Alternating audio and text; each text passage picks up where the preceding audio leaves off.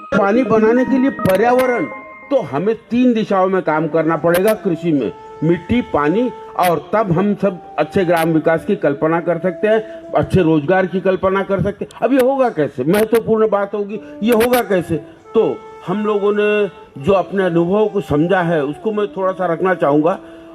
हम लोगों ने अब किसी भी जहर का इस्तेमाल नहीं करते, चाहे वनस्पति जन्य, पूरी तरह अहिंसात्मकता ला दी है खेती में। उसके द्वारा हम लगातार आगे बढ़ते जा रहे हैं, अहिंसात्मक। दूसरी बात, हम लोगों ने अहिंसा के साथ एक महत्वपूर्ण निर्माण की क्रिया आरंभ कर दी, यानी अहिंसा भी आ गई और निर्माण भी आ गया। इसके लिए हमने क्या किया? 5 बिंदु हमने बनाए इसके। पहले तो हमने ये बात समझी कि असल में खेती क्या होती है। तो खेती, कृषि उसका नाम है जिसमें भोजन निर्माण होता होगा, वो व्यवस्था का नाम कृषि है। तो ये भोजन निर्माण का ज्ञान, इसका साइंस हमको समझना पड़ेगा कि भोजन निर्माण, ये साइंस क्या है। तो भोजन निर्माण यानी इंसान का भोजन नहीं, हर जीव जंतु, पशु पक्षी, पेड़ पौधे, सबका भोजन। तो इनसे हजारों साइकिल चलती है फिर नेचर में, और वो एग्रीकल्चर की सही परिभाषा होती है, अंग्रेजी की भी और हिंदी की भी, कृषि। अब भोजन, ये इसका नाम है एग्रीकल्चर, ये बात समझ में आई। तो ये तो सारी सजीवों की जरूरत है भोजन, यानी सारे सजीवों की जो जरूरतों का जो निर्माण होता है, वो व्यवस्था का नाम खेती है। इसको जिस दिन हम गहराई से समझ लेंगे, दुनिया में मैं कहता हूं हम सबसे अच्छे लोग होंगे, सबसे शांति प्रिय लोग होंगे, सबसे अहिंसात्मक लोग होंगे। दूसरी प्रक्रिया पानी की, कि पानी ये बहुत अपने आप में हमारे लिए खुशहाली लाने के लिए सबसे अच्छी व्यवस्था है।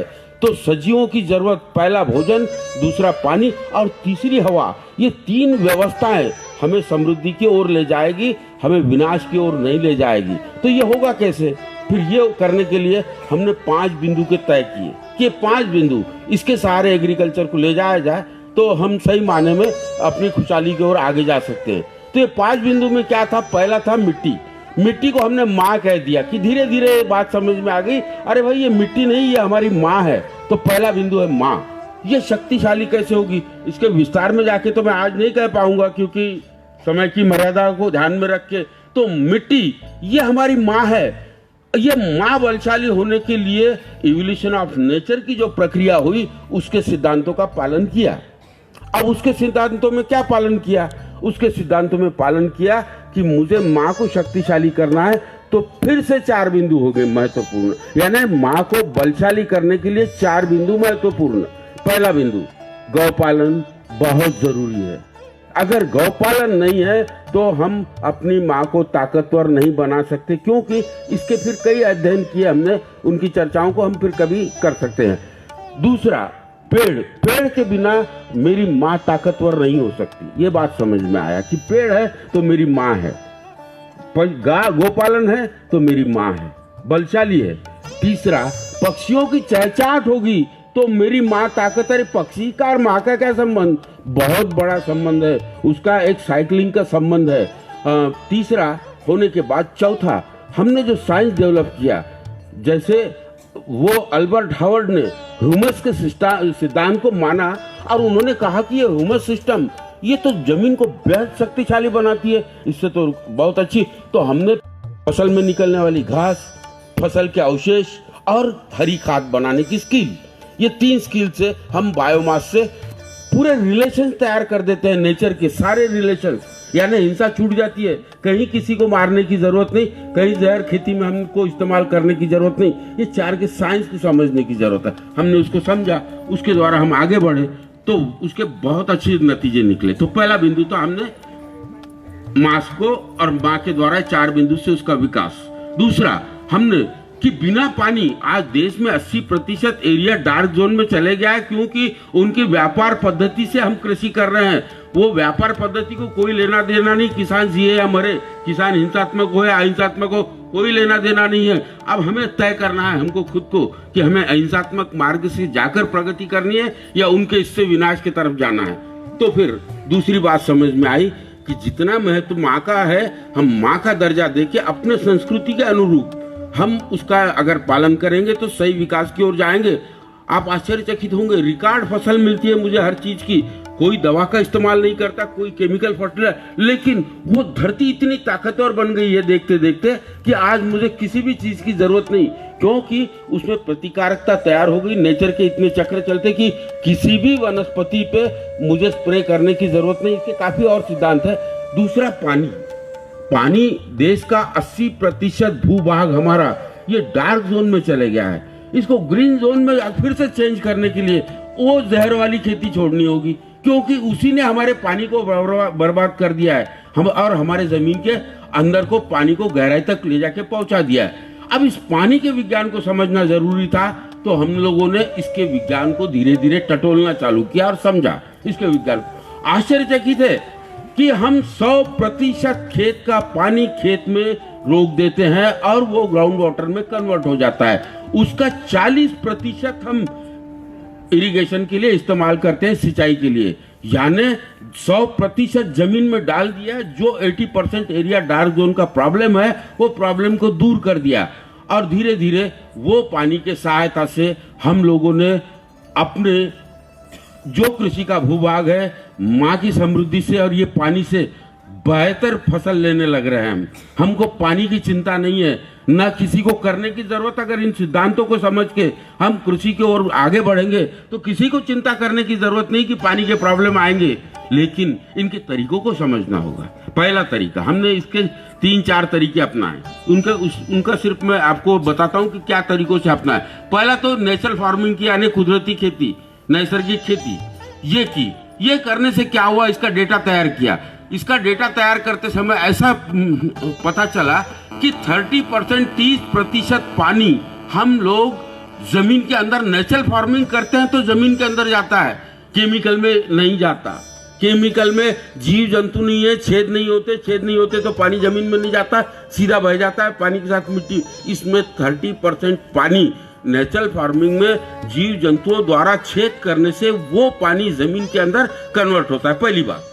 अब ये 70% का क्या होगा, फिर 30% तो डाल दिया, 70% का क्या होगा, तो 70% उसको बोलते हैं नॉलेज प्लानिंग।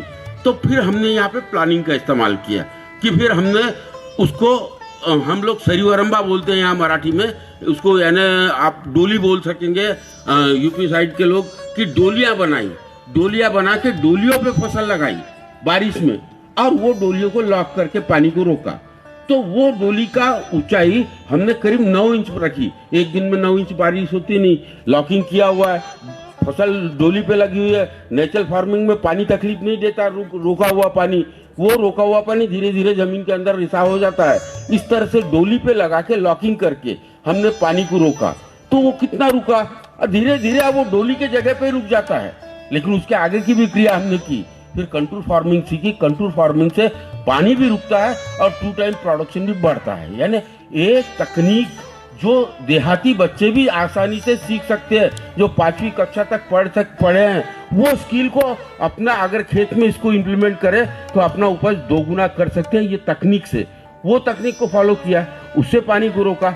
चौथा काम किया हमने, अपने खेत के चारों तरफ 4 फीट चौड़ी, 3 फीट या 4 फीट गहरी नाली बनाई, 80 फीट खोदा, उसको लॉक किया, फिर 80 फीट खोदा, फिर लॉक किया, लॉक को पिचिंग कर दिया। तो वो नालियों का पूरा कैचमेंट ध्यान में रख के उसको डिजाइन वैसी बनाई। आज 100% खेत का पानी खेत में रुक जाता है। बहुत बड़ी उपलब्धि हुई। कोई भी किसी भी प्रकार की हिंसा न करते हुए पानी रुक गया। अब ये पानी फिर जमीन के अंदर जाने लगा, तब इसका लगा कि नहीं, पानी का शोषण भी हिंसा होगी, कि मुझे पानी उतना ही इस्तेमाल करना है ताकि मैं खुशहाल रह सकूं। तो मुझे यह धीरे धीरे समझ में आया कि नहीं, ये तरीके पे जाने के बाद पानी अपने आप कम लगने लगता है। तो मैंने उसका पूरा डेटा बनाया, तब ध्यान में आया कि 40% मेरा इस्तेमाल हो रहा है, 60% से ग्राउंड वाटर रिचार्ज हो रहा है। तो धीरे धीरे ये बहुत बड़ी कीमती हमारी संपत्ति है देश की, पानी। अगर ये इस तरह से अगर हमें मिलने लग जाए तो दुनिया में हम शक्तिशाली होंगे, आनंदित होंगे। शक्तिशाली वो नहीं कि किसी का गला दबाने वाले होंगे।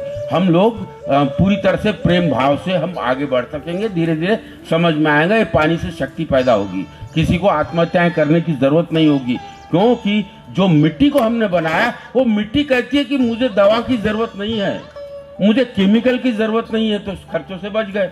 वो कहती है कि बीज मैं अपने आप बना लूंगी। तो तीसरा बिंदु था बीज। बीज बनाने के लिए मेरे यहाँ जीव जंतु, मधुमक्खियां, पशु पक्षी, ये सब इनके द्वारा संकर की क्रिया नेचुरल होके उत्तम बीज भी बन रहा है और पैदावार भी बढ़ रही है। तो तीसरा बीजों का महत्वपूर्ण की स्वावलंबन तैयार हुआ। तो हमारा स्वावलंबन आज के 100 साल पहले 1800 के 1900 के दशक के स्टार्ट में या 1800 के लगभग में ये तय हुआ कि इनके स्वावलंबन को छीन लिया जाए।